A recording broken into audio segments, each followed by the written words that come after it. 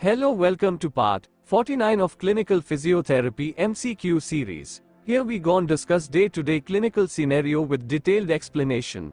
Now don't waste our time, let's move to question number 241. A patient with cervical radiculopathy reports numbness of the right little finger, fifth digit. A physical therapist will most likely find a diminished tendon reflex in the option A biceps brachii, option B deltoid, option C triceps brachii, option D brachioradialis, and the answer is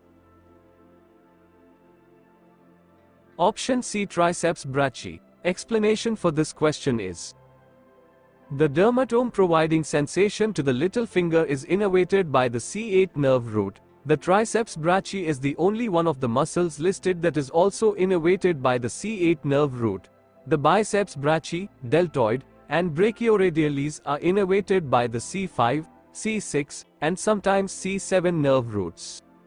Now let's move to question number 242. A patient presents with rheumatoid arthritis and finger pain. The second digit has a flexed metacarpophalangeal joint, hyperextended proximal interphalangeal joint, and a flexed distal interphalangeal joint. Which of the following is the most accurate description of the position? Option A Swan neck deformity, option B Boutonniere deformity, option C Mallet finger deformity, option D the Quervain syndrome. And the answer is option A Swan neck deformity. Explanation for this question is, option A this is the correct answer, while option B Boutonniere deformity is just opposite of the swan neck. And option C Mallet finger involves just flexion of the deep joint. And option D the Quervain syndrome is tenosynovitis of the extensor pollicis brevis and abductor pollicis longus as they pass under the fascial sheath that covers the two tendons. Now let's move question number 243. A patient with Parkinson's disease demonstrates shortness of breath with activity. Which of the following tests is most appropriate for a physical therapist to perform to help delineate a cause for the patient's shortness of breath? Option A deep tendon reflex testing, option B sensory examination, option C muscle strength testing, option D posture examination. And the answer is option D posture examination. Explanation for this question is, changes in reflexes would hinder balance and equilibrium more than ventilation.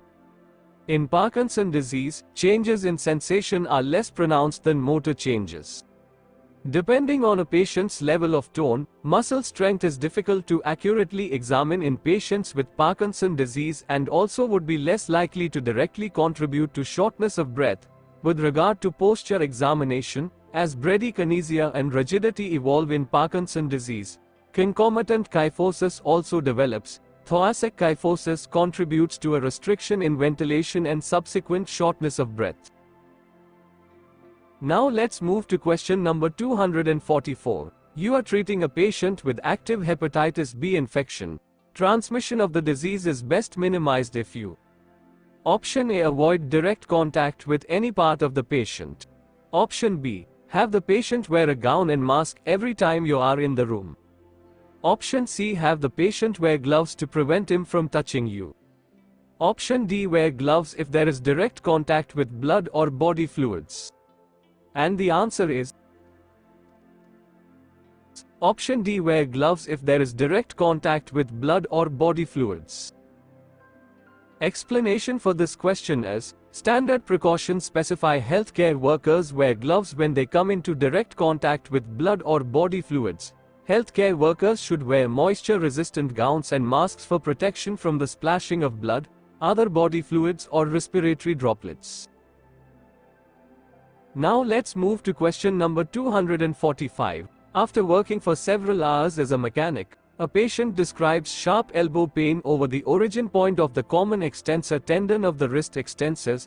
The pain is alleviated with rest. Which of the following disorders is most likely present?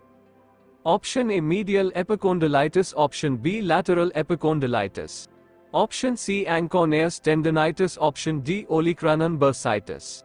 And the answer is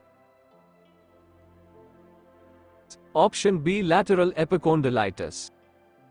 Explanation for this question is, option B, pain is typically over the extensor tendons, especially on the insertion point of the lateral epicondyle. Repetitive motions involving mechanic work are also among common causes of lateral epicondylitis, tennis elbow. And option A, medial epicondylitis presents with pain on the medial elbow over the flexor tendons, while option C, the anconeus, assists in extension of the elbow and would present with pain over the olecranon process, and option D, olecranon bursitis, would present with pain and swelling over the olecranon process.